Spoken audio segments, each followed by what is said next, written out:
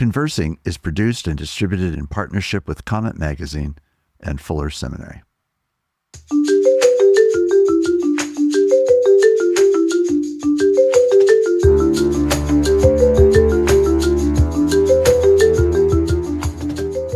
I'm Mark Labberton. Welcome to Conversing.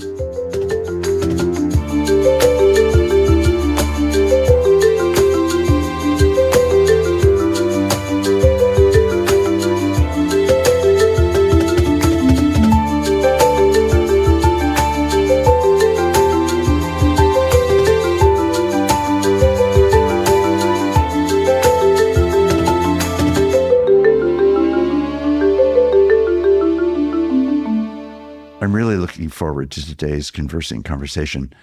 We're recording it on Election Day, November 5th, 2024, in the United States of America, at a time of tremendous political and social tension. This election, as much as any memorable election of recent decades, is an election that feels particularly fraught, consequential, complicated. It's been divisive, it's been hostile, it's been angry, but it also is a critical moment in American life. And we think, especially as Christian people, that we take our citizenship seriously, not equivalent to our discipleship, but seriously because of our discipleship, that the God who made all things cares about all people, loves all people, seeks justice for all people. And in the United States, where we have a form of government that we call democracy, where we have a chance to express our own opinion, we want to take that act of voting and of citizenship with great seriousness. Today, we're having a conversation between two people and myself who I treasure as great friends. One is Pete Wehner, who is a New York Times columnist and a columnist as well for The Atlantic, and part of the critical leadership of the Trinity Forum. And also Dr. David Goatley, who is the president of Fuller Theological Seminary and a person who I've come to not only know, but deeply respect. I'm thankful that they're joining me today in this conversation on Election Day. We're not here as prognosticators. We're not here as people who are going to be forecasting any election outcomes. We're not here either to just say at the end of it all, oh, well, it'll all pass and all will be well. No, these are critical times and these are critical decisions. And the weight of our voting really does matter. And so we are having a conversation just to share with one another the things that we are seeing, thinking, feeling, observing around us, and that we want to call ourselves to and encourage you to consider as well. David and Pete, thanks so much for joining me on this important day of the 2024 presidential and national and regional elections. Welcome. Thanks for having us, Mark. Good to be with you.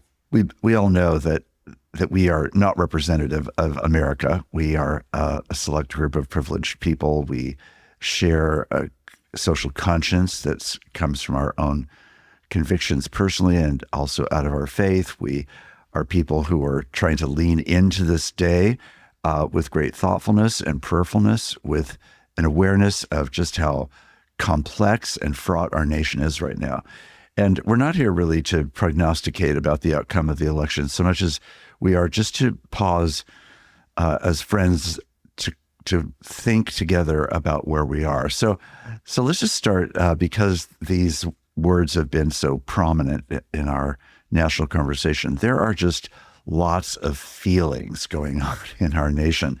And I just wonder if each of you could just give us a little bit of a window into what we're feeling on this day.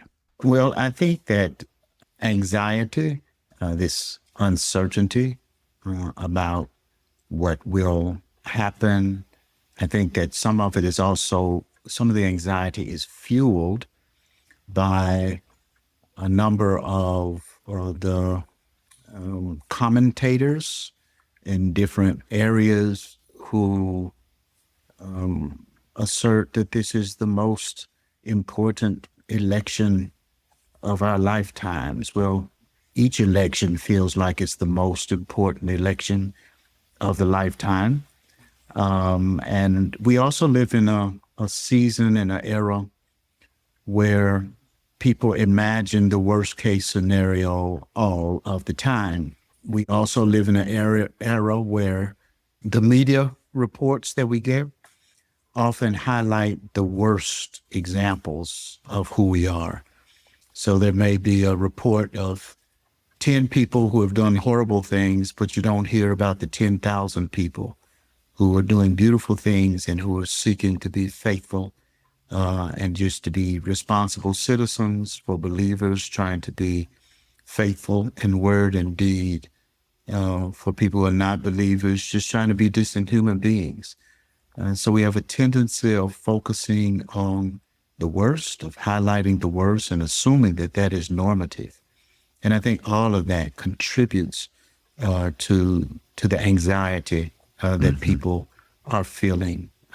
My experience is that most people are living in relative close proximity to people who are just ordinary folks, just trying to go to work, trying to go to school, trying to be responsible family people, trying to make their contribution in whatever ways they understand it to be.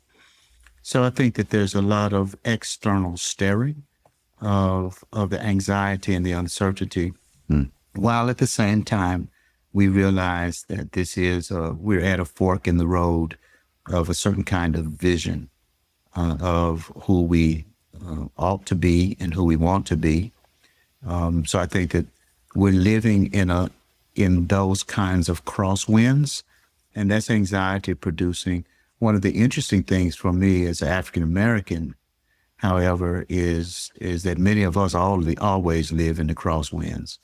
In a sense, it's good for more of our siblings in the country to be awakened to the significance of decisions and how our lives are affected.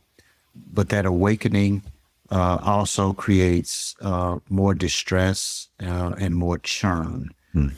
So some of us, some people, it's not just African American, there are women, for example, who know what it is to live with fragility. There are people who are impoverished. They don't know how they're going to make it from one week to the next, from 1 month to the next, or sometimes from one day to the next. So there are a number of people who know what it is to live with a lot of vulnerability and uncertainty. Right. And those of us who are believers have long known what it is to put our trust in something beyond the political structures, and that is on Christ. As old hymn says, the solid rock I stand. Thanks, David. Pete? Yeah, that's beautifully put, David. I'd echo that. I would say as a general matter that leading up to any election, there are feelings of anger and antipathy and fear. That's the nature of these things.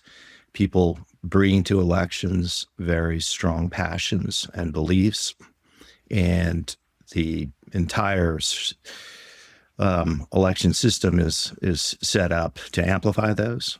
So the question, I think, in some ways, is once you get through the election, whether things are dialed down or not. That tends to be the norm in American politics, but that's not been the case, I would say, as much recently. I'd also say, as somebody who's been involved in politics my entire life and aware that these emotions have always existed, they're more amplified, much more so, I would say, than in the past. To the point that I'm guessing, like both of you, I just know many stories of families dividing, friendships dividing over this particular moment and this particular era in politics. I have the sense that people feel like they share a continent but not a country to a degree that's, I'd say, unusual, at least in modern American history. And there's another phenomenon that's happening, which is discouraging, I'd say, particularly for those of us of the Christian faith, which social scientists refer to as affective polarization. Polarization is a sense of polarizing on one side and against the other. But affective polarization means that the feelings of negativity toward the other side are greater than your own feelings of affinity for your own side. So there's a sense of the other side being the enemy and being a threat. And the other thing that I'd say that marks probably this election more than most is catastrophizing, a real sense that if the election goes the wrong way, depending on where you stand for the election, that almost everything that people know and love will come crumbling down. I don't think that's the case in either outcome, but I think it feels that way to a lot of people. So I'd say the emotions are very much close to the surface. They're intense, and I think that they're driving us in ways that probably in our calmer moments, many people will look back and with regret and think that was not my best self, that was my worst self that came out. Having said that, this is an ongoing story. The capacity to recalibrate and to reset and to rethink is a human quality in America at its best. It's true of this country, and we have to hope that, in a sense, calmer heads prevail. Thanks so much, Pete. I think for me, it's a moment of feeling some of the same things, of course. There's anxiety. There is, for me, grave concern for whatever the outcome, because there's so much about what lies on the other side of the outcome that itself carries a great deal of concern, regardless of how the outcome of the election turns. I'd also think that so much of what really will affect people's lives is going to be much more granular than the presidential election alone. Obviously, we have so many hundreds and hundreds of other offices and policies and other things that are on the election ballot. So I'm aware that there is a heaviness of in detail as well as in kind of the broad sweep of things, whether we're talking about, again, still at the national level, the balance of power in Congress, or whether we're talking about local politics and the particular school board people that might be elected, or the people that are in the city council, or whatever it might be. I think I also find myself really sobered by the moment, because it feels so impossible in this moment of entrenchedness. It feels impossible to understand what will bring about social union in a way that's not about, of course, uniformity or anything remotely like that, but somehow a sense of commonness that is as great or potentially even greater than the division, which obviously right now is the leading indicator of our social state. So the soberness, I think, for me is just being rather mystified. We've often in the past had a sense of singular leaders that can sometimes rise up and become that lightning rod that draws people together in a certain sort of way. It's hard to imagine that there is such a person in this era that could actually do that. Now, that doesn't mean there isn't such a person, but let's just say they're not in the headlines at the moment. So it feels like, is that really an imaginable thing? Is there a galvanizing force? I think the other part of it to me that has felt very, very heavy has been the splintering of the church and the alignment of the church with sectarian politics in a way that I'm sure has occurred throughout history in various ways. I know that that's been true, but this particular moment feels like it's the primary moment in at least my living memory of it being even close to being this divided, and the church itself having such contested visions of what, quote, a Christian way of seeing this moment really actually is.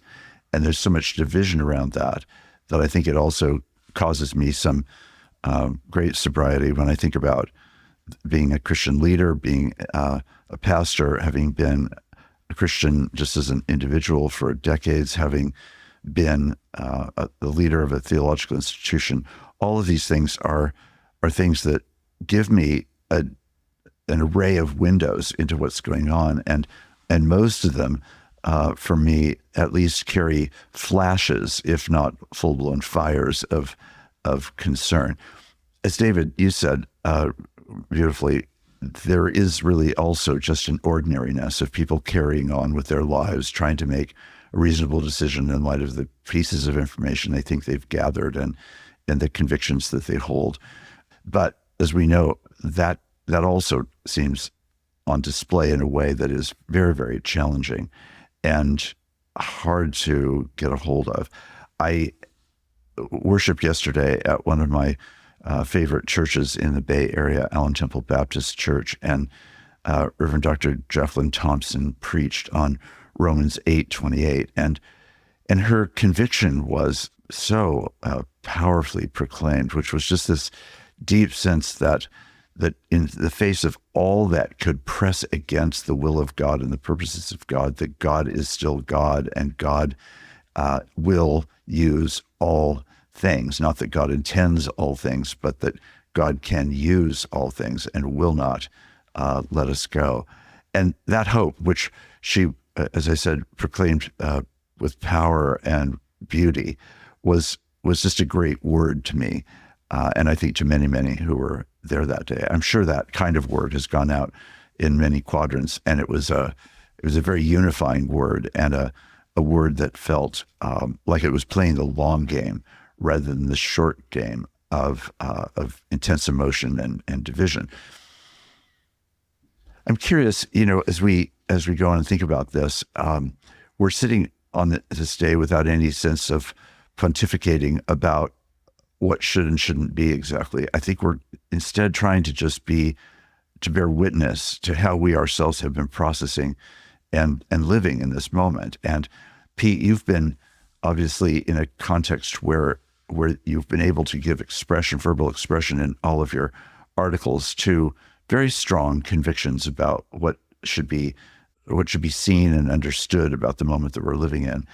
And I guess I'm wondering if you step back from that for the moment and you begin to think about the long game, as I think Dr. Thompson yesterday was admonishing her congregation to do. What is the long game that you think of in light of the confusion and challenge of this period? Yeah, it's a great question. And the long game is, I think, the way to think about it, because Christianity is about the long game. The entirety of Christian history has had ups and downs and twos and fros and moments of glory and moments of shame, which we need to name, we need to recognize, but we can't get stuck in the low moments without knowledge as followers of Jesus that there's an author and we're part of a story, and it's an unfolding story that ultimately has an ending of justice.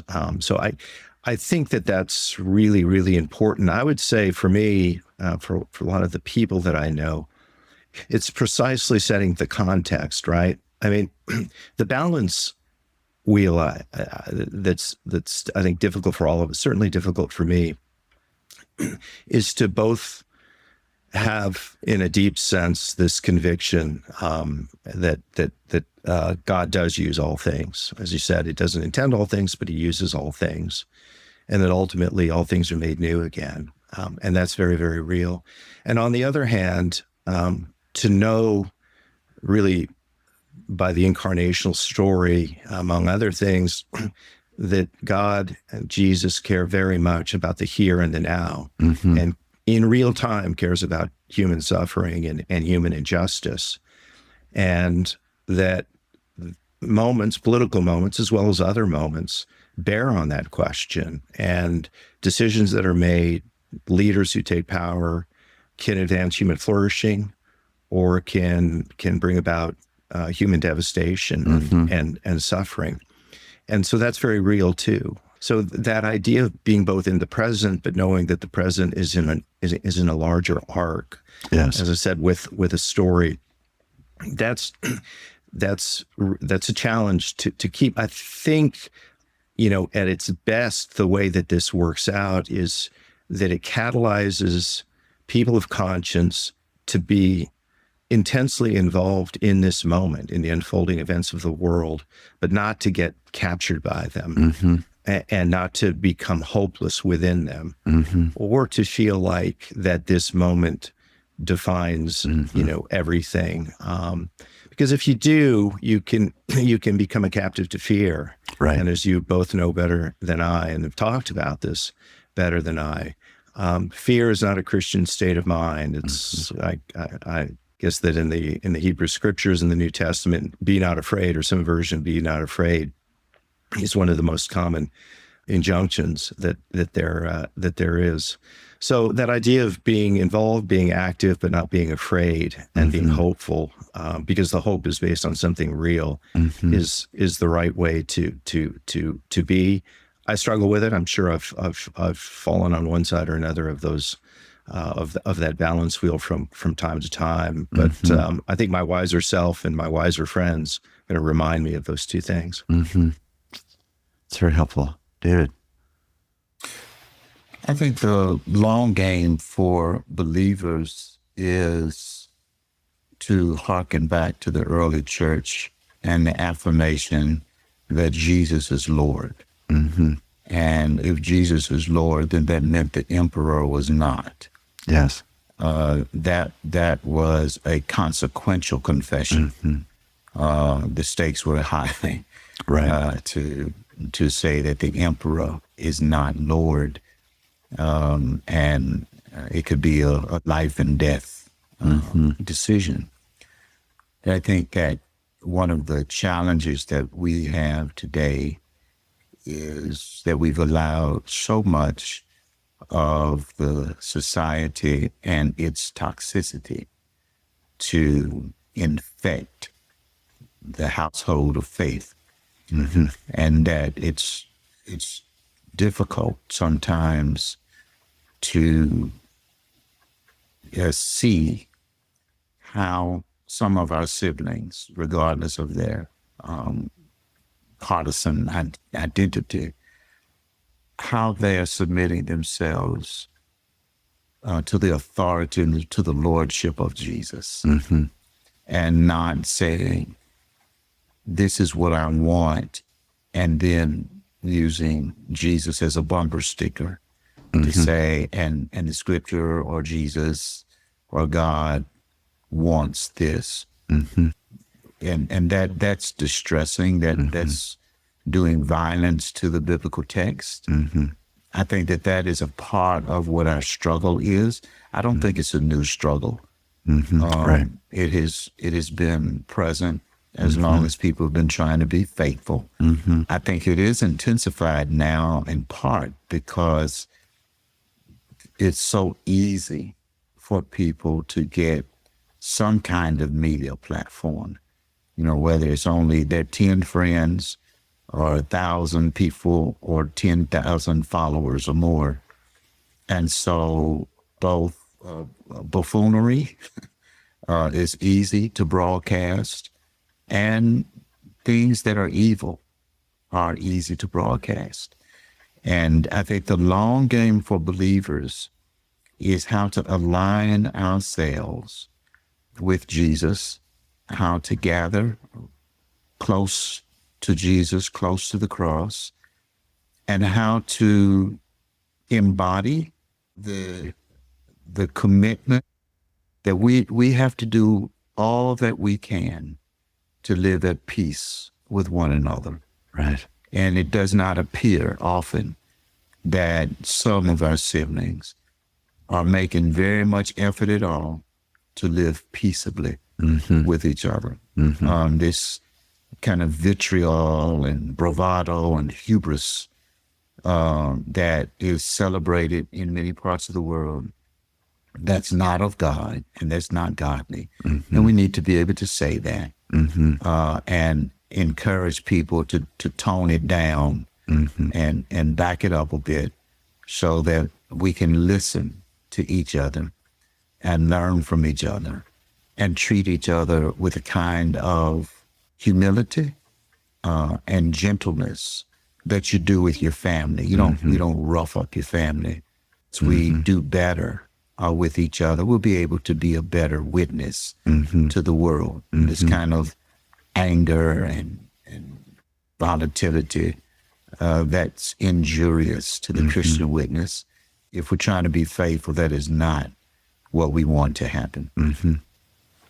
Mark, if I could just very quickly add to what David said, and also a point that you had made, because I do think this is a painful moment for the Christian church in America. It's probably the most painful aspect, I would say, of this election season, the last few years for me, for reasons that you both dilated on. I would say that there's something useful in one respect, which is I think that this election in politics has served as a kind of CAT scan on the American church. What has happened didn't appear de novo. It isn't a recent moment. There was something that was happening within American Christianity that made it susceptible to this sort of toxicity and the partisanship. I'm not sure that we knew it, and I'm sure I didn't know it as well in the past as I do now. And we have a family therapist who uses the phrase that it's important to name things, name things within families, name things within relationships, name things with more broadly. Because if you don't name them, if you try and hide them, you really can't begin the process of recovery and healing. And I think something that has been revealed about American Christianity is that for a lot of people, and I think unwittingly so, their faith is subordinate or secondary to a lot of other factors that they really aren't very aware of. Sociology, family of origin, race, gender, country they live in, era they live in, communities that they're a part of, and that shapes sort of our thinking.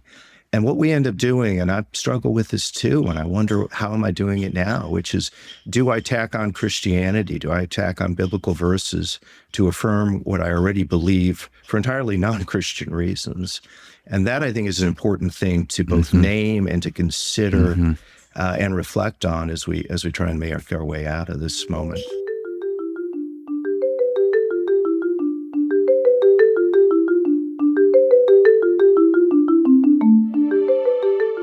I'm Mark Labberton. Thanks for listening with me.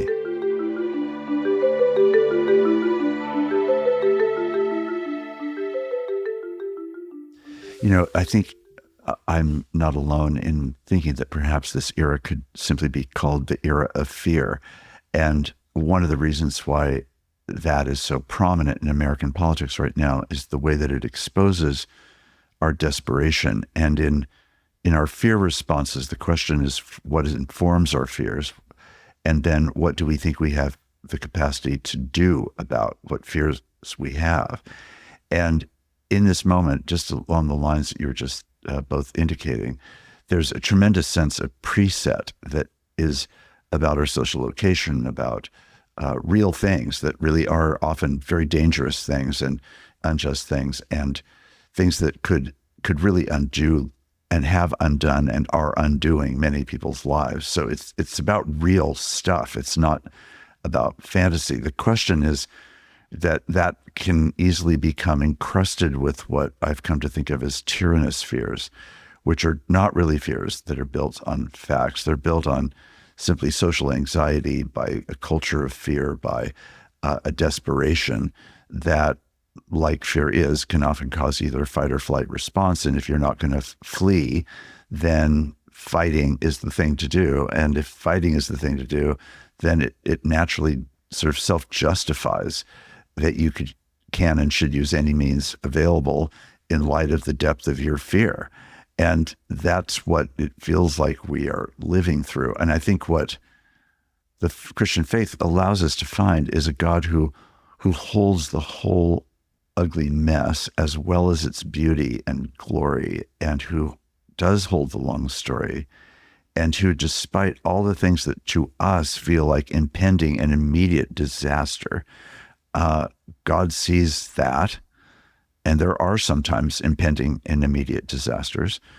But even in the midst of the immediate disasters, God holds this longer story. Now, when I say those words, I'm always self-critical about that, because it can feel like what I'm suggesting is a kind of passivity that says, well, it'll all work out, and in an almost Quranic sense of just trusting that whatever happens is what God wills, which is just not how I understand reality or history.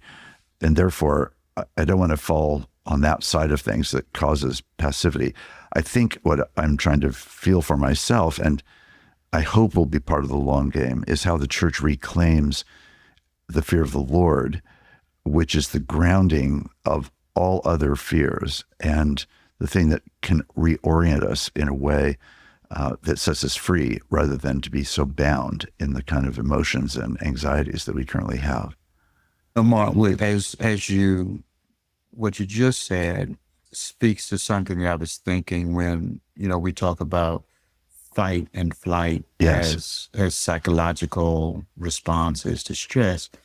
But I think that there's one that, and I say yes, and there's also another option, and that is, if we think about these experiences as storms, is to learn how to stand Yes. firmly grounded in our Yes. faith, Yes. where we're not obligated to fight in ways that suggest that everything depends on us. Right.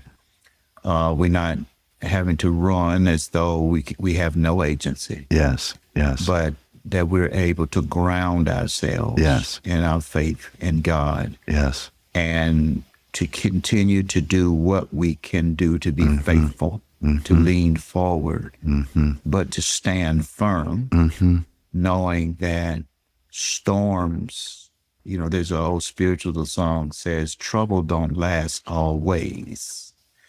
And that storms come and storms go. And sometimes you have to stand in the storm and weather the storm and lean forward so you don't get blown on your backside. And so I say yes, and Right. that for believers we do something else. And Yes.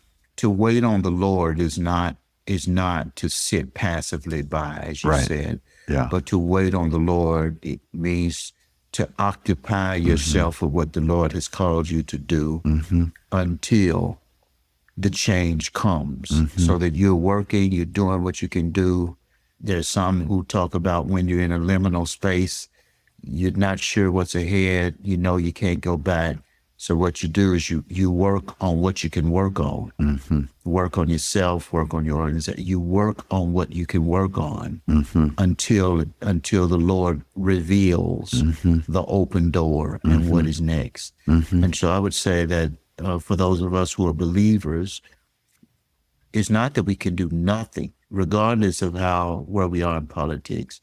We can continue to work on being faithful witnesses in work and deed, and word and deed. We can work on listening better. Yes. We can work on crossing over those boundaries that we have chosen to live behind, that are often racial or ethnic, or often more times than we name, more around social economics. Yes. That we choose to live with a certain kind of homogeneity rather than exploring and learning from what we talk about. Now you've heard us talk about it fuller, about valuing the vibrant variety of God. Right. Right. And that means listening differently. It's learning. It means intentionally being in relationship with people who may not be in your normal orbit. If you just always take the same road to work and back, you're always going to see the same people. Yes. But to expand your reading, Right. Expand the ways that you engage. Yes. And so that is another piece that we can do to break out of this kind of conformity and this homogeneity, because when you assume that you're comfortable there, that circle's going to keep getting smaller and smaller and smaller. Yes. Because the game is always to find somebody else to exclude. Yes. It just seems like to me that those are some things that we can work on as believers. Yeah. So that we can be better together. Yes. And we can be better witnesses and better citizens. Beautifully put. Thank you. Pete, how do you respond to that? Yeah, I think that all is exactly the right approach, the right tone to set, the right context. Again, I think we're all struggling in our own ways with trying to be alert to the here and now, and yet to be faithful and not to be seized by by fear. And one thing I don't worry about with you, Mark, is passivity in terms of human life and being involved in people's lives. I think your ability to see it and to act within those sort of two sort of competing strains is a wonderful witness. I will say one thing which both have kind of alluded to in terms of this moment and how do we get out of it? Will a figure arise? There doesn't seem to be a person on the horizon that's going to be able to bring unity and comity to this country, and I don't see it right now either. The one thing that I do believe is that history and human life is both sort of human agency in a specific sense and moments as well, larger moments, inflection points. And often there are inflection points in a human life and in the life of a society that you just don't see. And it arises for factors that we're just not alert to. And when that moment arises, then that's a moment in which leaders can rise up and speak and shape. Yes. If the moment isn't there, I mean, you could take, I suppose, as an example, Winston Churchill, right? Churchill was the same person in the 30s as he was in the 40s. In the 30s, the constellation of events was such that he was a pariah, he was ignored, he was laughed at, and his warnings were unheeded. And then events changed, and all of a sudden his message had resonance, and he stepped up. I think even in a narrower sense of somebody like Jonathan Haidt, a great social psychologist who wrote a book called The Anxious Generation and has been pushing an agenda to make schools phone free. If John had made that argument 5, 6, 7 years ago, I don't think it would have gotten traction. But what's happened is that people, parents, teachers, even students have understood what's happening. And so John's argument and his book and his articulation of the issues met the moment. Right. And I do have a hope, maybe it's a wish, but I think it's grounded in something, which is that there's going to be an exhaustion that the public, by and large, is going to experience or is experiencing. They want this enmity to end. They don't feel good about the conflict, the hatred, the antipathy that we feel sort of at each other's throats. And the other thing is that it's just not the conditions for human flourishing. It just sort of pulls people down.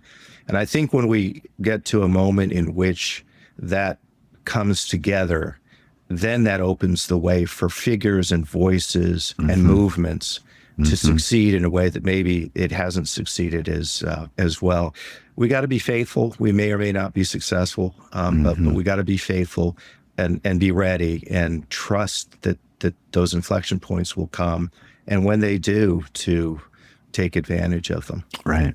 Amen.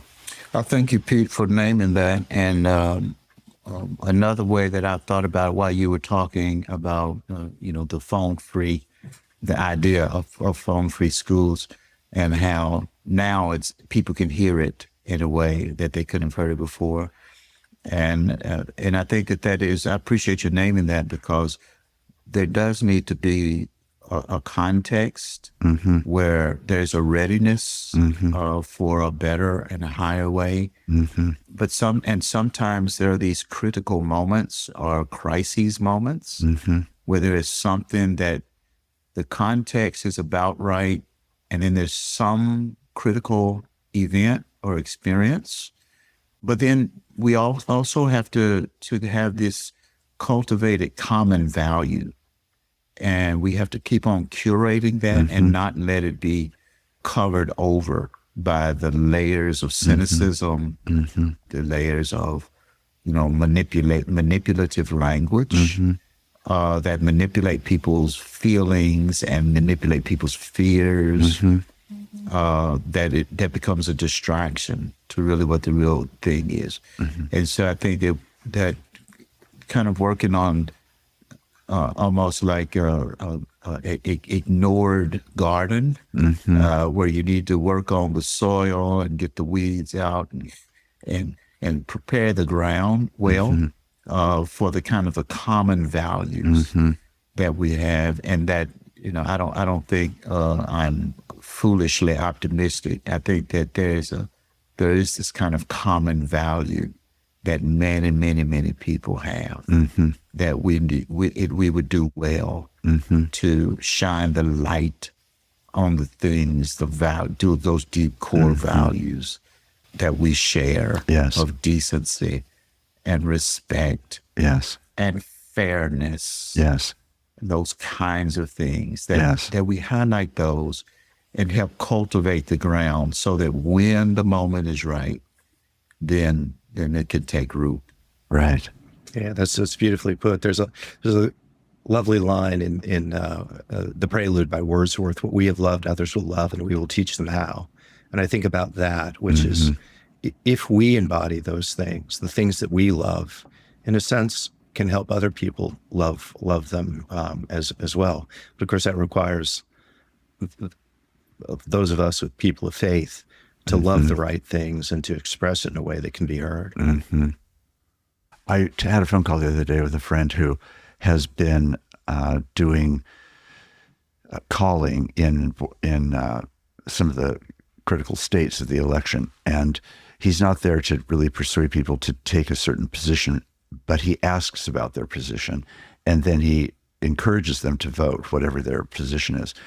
And he said this experience, which he's been doing in elections since 2018, so he's now on his fourth election cycle of doing this kind of calling.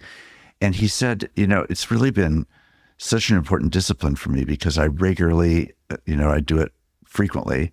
So he said, I'm regularly exposed to people who just see the world in such a different way than I see the world. And I want to have them tell me as much as they want to tell me about why they hold the particular view they do. And he said, if it's not his view, he will say, those are not my views, but I am really grateful for the chance to understand and hear about your views. And there's something about the capacity to hold one another's difference respectfully, honorably, not argumentatively, not diminishingly, not punishingly, but just to hold it. And he's not a man without conviction. This is a person who has very strong convictions, but he's found this to be an amazingly important exercise. And I there's something about the way that he holds all those pieces together. The commonality, please vote, even if you're not voting in the way that I would wish you were voting. Nevertheless, I want you to vote. That's something we hold in common. And I now see the world more fully because of this conversation than I would otherwise. And it complicates my view of the world. And that's partly exactly what I want and need. I think that's to some degree an embodiment of some of the things we've just been talking about, this ability to hold a number of things, to stand into the storm, to not avoid it, not want to talk to, quote, those people, but to actually hear, quote, those people and hold it in a different way than we might otherwise feel predisposed to doing. Mark, you made reference to the worship experience I was at the Lake Avenue Church in Pasadena, and the Pastor Matthew John, I really appreciated a way he engaged talking about voting, and he encouraged people to pray before they vote, "Thy kingdom come, thy will be done on earth as it is in heaven." And he encouraged people to pray, "Thy will be done in my family, thy will be done in my church, thy will be done in my community, thy will be done in my city, and thy will be done in my country." To pray that prayer and then vote. I thought that was a very helpful pastoral word. Right.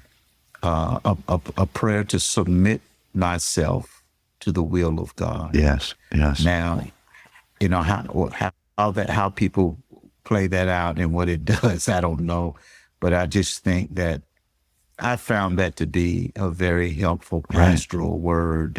To verbally submit yourself to the will of God in those repeated ways Yes. prior to casting a vote. And so it is helpful for pastors and for churches to encourage people to orient themselves to the Lord Yes. as they carry out their civic responsibilities. And what makes that particularly poignant and interesting to me is that I know that congregation well enough to know that it's highly diverse politically. So it's not as though he has preset or the culture has preset what the implications of that will be in terms of how you pray and how you vote, but that wherever you are, let that be the hope that you have, that you're leaning toward and into what God intends. What your friend reported, Mark, it's a great story. In my experience, it illustrates something that's almost a prerequisite for genuine conversation, meaningful conversation, which is a degree of trust that happens. In a way, I've come to see that one almost has to set aside the political and the contentious issues, or if they're there, as your friend was saying, which is, tell me how you came to believe what you believe. Tell me about your life journey. And over time, if it's authentic, it can create feelings of trust. And when those feelings of trust happen, then the guards go down, sort of the fists go down, and you have more authentic conversations, including people that may have doubts that they would never express to you if they felt like they were under assault, right? If I said, look, here are the 10 reasons you're wrong. I mean, the human instinct on something like that, particularly if it's at a core value or a core belief, is to fight back and to give no ground. Yeah. So part of it is just creating an environment of trust that you can have these kind of authentic conversations. And then, of course, it's the question, which is, what don't I see, right? It's very easy for me to observe what I consider to be blind spots of other people. But what about my own blind spots? Are by definition blind to me? And so then the question is, what is it? Through what mechanism? Through what people? Through what relationships? Can I have people in my life that help me to see things that right now I'm not seeing or seeing completely? Right. I was struck a number of years ago. It was, I think, in about 2018 or so, that Gary Haugen, the founder and CEO of International Justice Mission, spoke at the National Prayer Breakfast. And he spoke on a text in Galatians in which the core message is, God will not be mocked. And I was stunned really by the profundity of that affirmation, not least at that particular moment in political life following the 2016 election, all the division, the mockery of religion, the marketing of religion for the sake of political gain. And that can happen, across the political spectrum, obviously. And I just think one of the things that I find very hopeful, though it is a sobering word, is that we walk into today and its consequences with a confidence that ultimately God's self will not be mocked in this process. And that while God's people may sometimes even deserve being mocked, or at least can understandably be mocked, in God's self is not going to be mocked. And in that sense, God does have the final word, and it is that long word and that long hope, that long goodness and justice and love, which is God's being and God's relationship to humanity and God's relationship to people in all countries and contexts, including our own, and in all places of power and lack of power. God is the same and will not be mocked. And I think for me, that's a grounding verse in a certain way in affirming that there is something so much bigger and much more profound and eternal than simply the moment that we're in. And we believe that somehow this moment that we're in on this very day is a day where all of history turns. It would seem overblown, really, to put it in quite that way, even though it is consequential and it is really important. So as we finish, I want to say that, and also to join you both in saying, if you haven't voted, please vote today and express whatever conviction of faith and values you believe is the most important. And may God be with each of us who are here on this call, with any who might be listening, and to our nation in all of its diversity. Lord, we ask it in Jesus' name. Amen. Amen. Thank you both so much for this conversation. It's great being with both of you. Thanks for it, and thanks for your witnesses. I joined in that Thanksgiving.